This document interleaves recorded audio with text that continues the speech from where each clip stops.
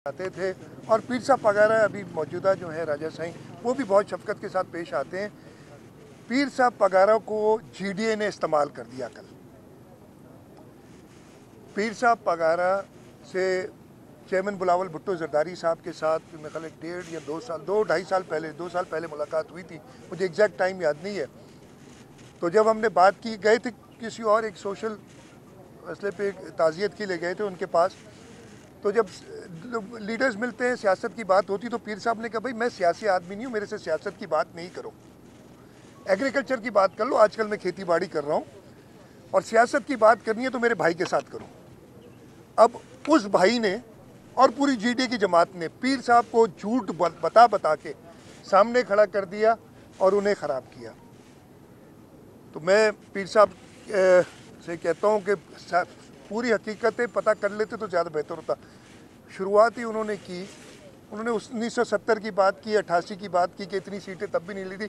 70 में शहीद जुल्फ़िकार अली भुट्टो का तूफ़ान था, हम सबको पता है। 88 में पीर साहब पगारा, उस वक्त सिटिंग पीर साहब पगारा शाह मर्दान शाह मरूम, वो खुद इलेक्शन लड़े हो और बुरी तरीके से हारे थे 88 में, जो 88 की जिक्र कर रहे हैं।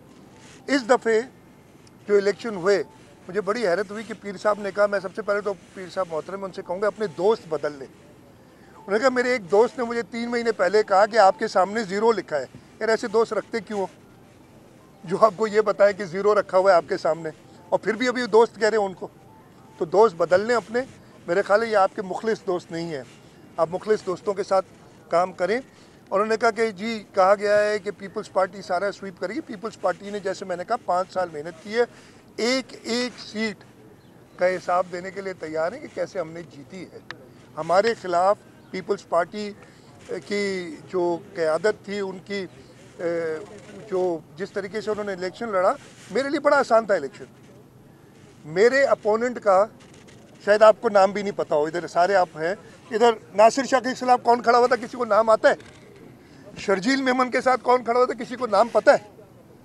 तो ये हालत थी कि उनको उम्मीदवार नहीं मिल रहे थे। मिला जुला के इधर उधर से सारी जमातें सपोर्ट कर रही हैं, उसके बावजूद 15-20% से ज़्यादा उन उम्मीदवारों ने वोट नहीं लिए। 80% या उससे कहीं ज़्यादा वोट पाकिस्तान पीपल्स पार्टी ने लिए। तो ये ज़मीनी हक़ाइक़ थे जो पीर साहब को बताया नहीं गया था। मैं आपको एक और मज़े की बात बताऊँ, उन्होंने कहा था ना कि मेरे भाई से बात करो, तो उनके भाई मौसूफ ने चेयरमैन साहब से कहा, और मैं उधर मौजूद था, ये इमरान खान का ज़माना है कि जी हम हैं तो आपके साथ, हम हैं तो आपके साथ, हमें ज़रा बेनिफिट ले लेने दें, आपके खिलाफ बात करते हैं तो हमें उधर से फ़ायदा हो जाता है। और फिर जब इलेक्शन करें और कहते हैं हम आपसे मिल जाएंगे, आप फिक्र ना करें। इलेक्शन जब हो गया, हमने अपनी सीटों का डिसाइड भी कर लिया, उस वक्त उन्होंने अप्रोच किया चेयरमैन साहब को और कहा 10 सीटें हमें दो। तो चेयरमैन साहब ने उनसे कहा कि अभी, और पार्टी ने कहा कि अभी तो बहुत देर हो गई है, हम तो अपनी ऐलान कर चुके हैं, लेकिन वैसे भी आपकी सीटें बनती क्या हैं? पिछली दफ़े जीडीए ने 2018 में 3 सीटें ली थी कौमी असम्बली की, जिनमें से 2 उनको छोड़ के चले गए, एक ही रह गई थी खातून जो उनके साथ रहीं। उन्होंने जो प्रोविंशियल सीट ली थी, मुझे याद नहीं, 5 ली थी शायद टोटल, उनमें से 3 उनके साथ खड़े, 2 सांगड़ से और 1 खैरपुर से, और अभी भी 1 सांगड़ से सीट जीते, 1 खैरपुर से सीट जीते वो, बाकी तो आपको छोड़ के चले गए थे। तो आपका ये हक नहीं बनता है 10 सीट मांगने का। अगर कोई ऐसी बात करेंगे तो हम चाहते हैं कि सबके साथ मिलके हम काम करें, लेकिन उनको ख्याल था, उनको आसरा दोस्तों का था शायद, जो दोस्त उनके ना हुए, फिर ज़ीरो भी बता रहे हैं और दोस्तों की बात भी करते हैं। तो ये मैं क्लियर करना चाहता था कि ये थी। उसके साथ साथ मुझे बड़ा अफसोस हुआ कि उन्होंने पीर साहब से बातें करवाईं, और वो इंसिडेंट्स जो इस वक्त ख़ास तौर पे कुछ अज़ला में, और मैं नाम लूँगा, सांगड़ में, खिपरों के अंदर उनका जो कैंडिडेट था, जो उनका था नहीं, जो अभी आया था, उनको ताज़ा ज्वाइन किया था उसने, उस कैंडिडेट ने जो उधर धांधली की कोशिश की, उसकी वजह से एक शख्स की हलाकत हुई है मरी कबीले का, और दूसरे की टांग में गोली है। दूसरी उन्होंने बात की कि जी लियाकत जतोई पे, मुर्तज़ा जतोई पे, और लाड़काना की उन्होंने बात की, मैं लिख के लाया था और ये सारे हुए। अब मैं बताता हूँ, फरीदाबाद मेहर जहाँ लियाकत जत्तोई कह रहा है कि मेरे किसी रिश्तेदार पे FIR हो गई। FIR स्टेट ने काटी है, मैंने सारी तफसीलात दी, स्टेट ने काटी है। उधर एक खासकेली का मर्डर हुआ है इलेक्शन के दिन। क्या FIR भी नहीं कटेगी किसी मर्डर पे? और उसको भी सियासी तौर पे इस्तेमाल करेंगे, किसी बंदे का खून हो जाए। दूसरा, मुर्तज़ा जत्तोई साहब अपने काफ़िले के साथ इलेक्शन के दिन जा रहे थे, वहाँ पे फायरिंग हुई, एक शख्स के पेट में गोली लगी है, उसकी FIR कटी है। क्या FIR भी ना काटें? मरवत की बात की कि मरवत साहब चिड़िया भी नहीं मारते और उनके ऊपर केस कर दिया है। मरवत साहब और उनके लोगों ने इलेक्शन की रात हमारे कैंडिडेट्स को हरासा किया, हमारे कैंडिडेट सईद गनी के भाई को उन्होंने अबडक्ट किया, और जब वो उधर से उन्हीं के लोगों ने फिर कुछ करके निकाला तो पीछे उनके फायर किए उनके ऊपर, वो FIR कटी है उनके ऊपर।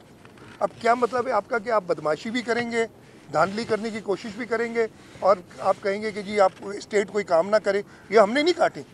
इस वक्त इंटरिम गवर्नमेंट है, इंटरिम चीफ मिनिस्टर है, इंटरिम होम मिनिस्टर हैं, जो एक रिटायर्ड ब्रिगेडियर हैं, उनके कहने पे ये हुआ होगा ना सारी FIR। अभी तो हमें नहीं काटी। लाड़काना बहुत ही अनफॉर्चुनेट वाक़या। एक होटल पे हमारे मुखालिफ उम्मीदवार थे, उनके हामी, इसलिए उन्होंने वोट नहीं दिए, जाके रात को पहले हमला करते हैं और फायरिंग वगैरह करते हैं। अगले दिन सुबह फिर जाते हैं। जब अगले दिन सुबह जाते हैं पुलिस पहुंच जाती है, और इस सारी अल्टरकेशन में 2 लोग, एक पुलिस का ASI अली सुल्तान जिसका नाम है, उसको 2 गोलियां लगती हैं। दूसरा हसन चांडियो उस होटल के मालिक का, उसको 5 गोलियां लगती हैं, 5 गोलियां पेट पे, सीने पे, शोल्डर पे। ASI को 2 गोलियां एक सीने पे लगी है और एक कंधे पे लगी है। तीसरा एक दहानी की डेथ होती है, उसको पीठ पे गोली लगी है। FIR भी नहीं कटेगी क्या? और वो स्टेट ने काटी है FIR। तो पीर साहब को हकीकतें मालूम करनी चाहिए थी इससे पहले कि वो इस्तेमाल होते GDA के उन लोगों के साथ जो हारे हुए थे, जिनका कभी चांस नहीं बनता था। और उसके बाद आखिर में जब एक सवाल उनसे होता है कि जी आप तो इस्टेब्लिशमेंट की पार्टी हैं, उन्होंने कहा जी हम 2 लोग छोड़ें, इस्टेब्लिशमेंट नाराज़ हो जाएगी कि हम कैसे जीत दें। उनकी मर्ज़ी है, छोड़ें ना छोड़ें, उन्होंने जीती हैं तो रखें, नहीं छोड़ी छोड़ देते हम इलेक्शन लड़ेंगे दोबारा। इलेक्शन में जो भी जीता हम खड़े ज़रूर होंगे हमारे उम्मीदवार, इसलिए कोई इतने बड़े डिफरेंस से हम नहीं आ रहे। लेकिन ठीक है, अब वो हार गए इलेक्शंस 2 जो सूबाई असेंबली की थी। कहते हैं तो उनसे सवाल किया कि जी आप तो इस्टेब्लिशमेंट को राज़ी रखने के लिए, कहते हैं इस्टेब्लिशमेंट ने फैसला किया था आप सीटें छोड़ रहे हैं, अब आप ये सारी जो बातें कर रहे हैं तो इस्टेब्लिशमेंट तो नाराज़ हो जाएगी आपसे। तो उन्होंने बड़ा मज़ेदार जवाब दिया था कि जी बेटा भी जब बाप से नाराज़ हो जाता है तो बेटा भी घर छोड़ के चला जाता है। तो यार बाप बेटे के मामले में हम नहीं पड़ते, ये उनका फैमिली का मामला है, बाप बेटे का, वो खुद संभालें। ये मेरा नहीं ख्याल है कि मुनासिब है मुझे कुछ कहना, लेकिन ये मैं ज़रूर कहूँगा कि अपनी शिकस्त को तस्लीम करें। सिंध के अंदर पीपल्स पार्टी ने अपने 5 साल की मेहनत पे, 5 साल के काम पे, हमारी लीडरशिप और सिंध के अवाम अभी भी शहीद जुल्फ़िकार अली भुट्टो और शहीद मोहतरमा बेनज़ीर भुट्टो के शहदाई हैं। उन्होंने, मैं ख़त्म कर लूँ आखिरी, वो अभी भी शहदाई हैं। और उसके साथ अब बिलावल भुट्टो ज़रदारी साहब और आसिफ अली ज़रदारी साहब ने जिस तरीके से पार्टी को वहाँ संभाला हुआ है, इंशाअल्लाह ताला जो हमारे उम्मीदवार जीते और अच्छी लीड से जीते। मैं आपकी टीवी पे तज्जिए भी सुन रहा था, वो लोग यही कह रहे थे कि इतनी लीड कैसे आ गई पीपल्स पार्टी की। तो बहुत मंझे हुए एंकर्स ने खुद ही जस्टिफाई किया कि नहीं जी पीपल्स पार्टी ने यहाँ काम किया है, बाकी सारी जमातें सिंध के लोगों को छोड़ के चली गई हैं। और जिसमें ये सारी जमातें जो नेशनल जमातें, उनकी मैं बात करता हूँ, इसीलिए कोई भी सीट नहीं जीत सका। डोकी साहब ले लेंगे सवाल। ये बताइएगा कि सदर मुस्लिम लीग नून शहबाज शरीफ साहब ने प्रेस कॉन्फ्रेंस की है, उन्होंने ये कहा है कि जो अक्सरियत में जमात है बेशक वो हुकूमत बनाए, हम अपोजिशन में ही बैठने के लिए तैयार हैं। उनके इस बयान को किस नज़र, नवाज शरीफ साहब ने, शहबाज शरीफ साहब, देखिए शहबाज शरीफ साहब अपोजिशन में अगर बैठने के लिए तैयार हैं तो मुझे नहीं पता, मेरी उनसे डायरेक्ट कोई बात नहीं हुई है। बिलावल भुट्टो ज़रदारी साहब के साथ आसिफ ज़रदारी साहब की ज़रूर मुलाकात हुई है। उस मुलाकात में तो शायद कुछ और कहा गया है और वही अब डेलिब्रेट हो रहा है। ऑब्वियसली जब उसकी बात होगी, सीईसी हमारी कंक्लूड होगी, तो वो सारी बात आपको शेयर की जाएगी। सिंध में आपने लीड किया, सिंध में आपने पिछली टीम को लीड किया, क्या एक मरतबा फिर आप लीड करेंगे या कोई नया लीडर होगा? मैं इसके कि MQM के साथ मिलाएंगे, हालांकि आपके पास मेजोरिटी है। अच्छा, दोनों सवालों का जवाब देता हूँ। पीपल्स पार्टी में ये फैसला लीडरशिप करती है। मुझसे एक बड़े मंजे हुए एंकर ने सवाल किया था, यही सवाल जैसे आपने किया, तो मैंने कहा कि हमारे यहाँ जिसको टिकट देते हैं ना, इस वक्त इंशाल्लाह ताला 113 से 114 हमारे मेंबरान होंगे, उनमें से हर एक अहल है लीड करने के लिए, और पीपल्स पार्टी की लीडरशिप फैसला करती है। हमारे यहाँ कोई कैंडिडेट नहीं होता, और वो जब जो फैसला करेगी वही इंशाल्लाह ताला मेजॉरिटी तो ये होगा। MQM की जहाँ तक हमने बात की, देखिए MQM अगर फेडरल गवर्नमेंट में तो शायद नून लीग अगर बनाती है गवर्नमेंट, मुझे नहीं पता क्या आगे अनफोल्ड होता है, वो MQM के वोट्स को अपने साथ काउंट किए हुए बैठे हैं। अगर वो बना सकते हैं MQM के साथ तो बना लें हुकूमत। पहली बात तो ये, MQM को अपना मिजाज थोड़ा बदलना होगा। बड़ी मुश्किल से हमने कराची शहर के अंदर, पूरे सिंध में ख़ास तौर पे कराची शहर के अंदर, और इसमें हमारी पुलिस, हमारे रेंजर्स, हमारे फ़ौजी जवानों ने शहादतें नोश फरमाई हैं, और उन्होंने आके एक जो उनका बानी कायद था उसकी सियासत को ख़त्म करके इनको भी मजबूर किया कि अपने बानी कायद को छोड़ दें, और अमन व अमान कायम हुआ है। लेकिन कुछ ज़बान जो उन्होंने इस्तेमाल की है अभी, वो बहुत ही नामुनासिब है। ये कहना, मैं कहते हैं क्या कि जी खैरात में इनको मिली थी मेयरशिप, वो भाई तुम इलेक्शन लड़ने के लिए तैयार नहीं थे, हमने मिन्नतें की थी इलेक्शन तो लड़ो, कहते हमारे पास पोलिंग एजेंट नहीं है। पता नहीं साल एक में क्या हो गया कि पोलिंग एजेंट भी आ गया और इतनी सारे नशस्तें जीत गया। वो अपनी जगह बात है, जो उस पर किसी वक्त बात करेंगे।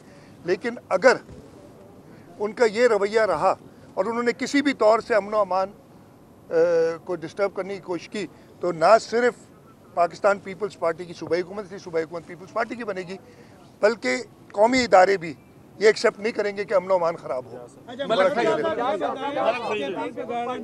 सूबाई असेंबली सिंध की घेराव की बात की है और पीपल्स पार्टी की तरफ से भी उनको आपको शिकायत मौसूल हो रही है कि सूबे में पीपल्स पार्टी के कैंडिडेट के खिलाफ धांधली हुई है, तो आप इस चीज़ को किस तरह कंट्रोल करेंगे, किस तरह देख रहे हैं? देखें, धांधली के बावजूद सिंध के लोगों ने वो सारे धांधली के उनके अज़ाइम जो है वो डिफीट किए। जैसे कहा कि हम पूरे सिंध में MNA कोई भी नहीं हारे, सब जीते और अच्छी लीड से जीते, डिस्पाइट कि उन्होंने, मैंने बताया आपको धांधली की, और वो अगर किसी दिन बताएंगे आपको, लेकिन जब जीता हुआ होता है तो वो नहीं कहता कि मेरे साथ धांधली हुई है।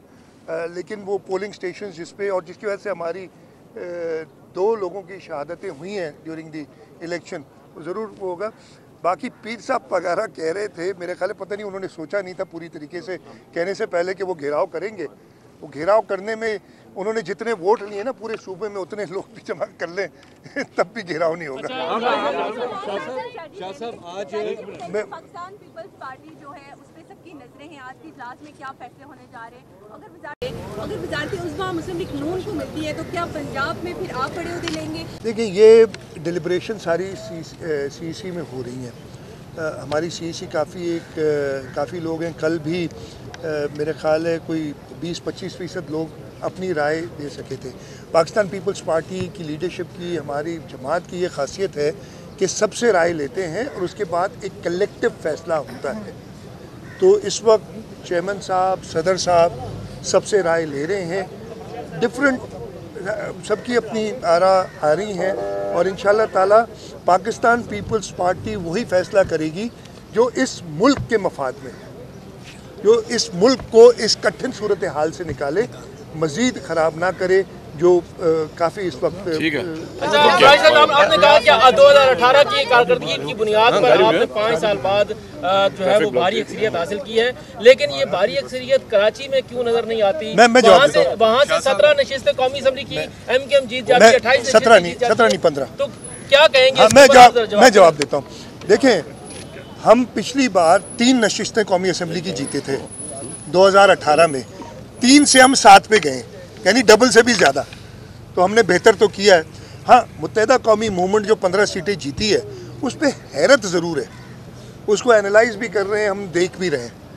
हमारा ये ख्याल है कि कई जगह पे हमारे कैंडिडेट्स आगे थे, लेकिन रिजल्ट जब आए उसको एनालाइज करेंगे। हो सकता है हमारी ये बात गलत हो, लेकिन उसको एनालाइज करेंगे।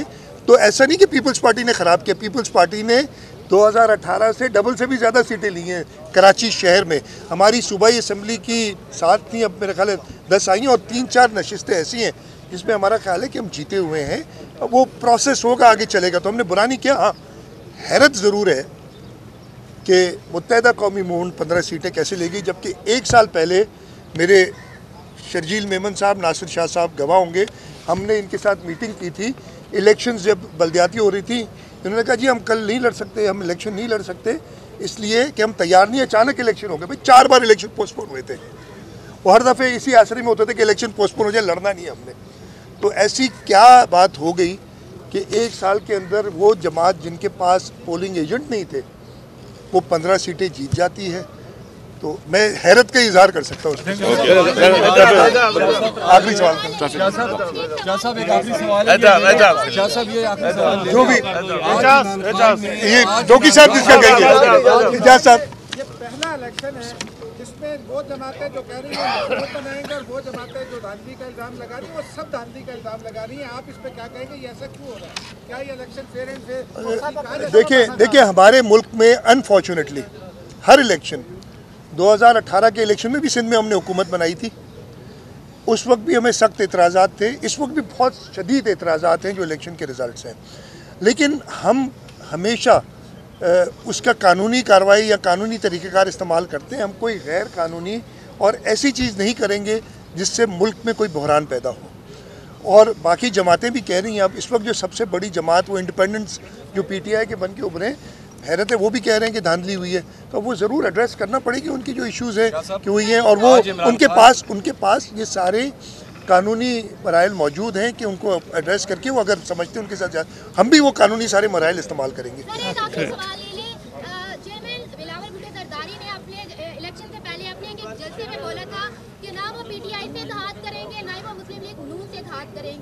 उन्होंने कहा था कि हमारी नजरें अवाम की तरफ है, हम अवाम के लाडले हैं। क्या अवाम का प्यार काफ़ी नहीं था कि जो पाकिस्तान पीपल्स पार्टी है वो अभी इलेक्शन जो नताइज थे वो मुकम्मल नहीं हुए, लेकिन उन्होंने रातों रात जो मुलाकातों का सिलसिला भी जारी कर दिया? क्या अवाम के वोट देखिए आपके लिए काफ़ी नहीं थे? दोबारा से मैं जवाब दे देता हूँ। PDM 2 नहीं बनने जा रही, नंबर 1। नंबर 2, मेरे जो अभी तक ख्याल है, देखें आगे क्या होता है। मुलाकातें कभी दरवाजे सियासत में किसी के बंद नहीं किए जाते। कोई भी मिलना चाहेगा तो बिल्कुल उनसे मुलाकातें होती हैं। मैंने पहले ही कहा था, हमारी सेंट्रल एग्जीक्यूटिव कमेटी मिल रही है, वो हर एक से राय ले रही है अपनी, और इंशाअल्लाह ताला फैसला वो करेगी जो मुल्क के बेहतरी में होगा। इस वक्त सूरत हाल ये है कि पीपल्स पार्टी की ऐसी पोजीशन है कि पीपल्स पार्टी के बग़ैर हुकूमत बन नहीं सकती किसी की भी। तो हमने ये ज़रूर सोचना होगा, और ये लीडरशिप और पूरी जो हमारी CEC वो सोचेगी, क्योंकि ऐसा बहरान पीपल्स पार्टी पैदा ना करे जिसकी वजह से मुल्क शदीद और बहरान में चला जाए। सब्सक्राइब करें और बेल दबाएं ताकि कोई खबर रह न जाए।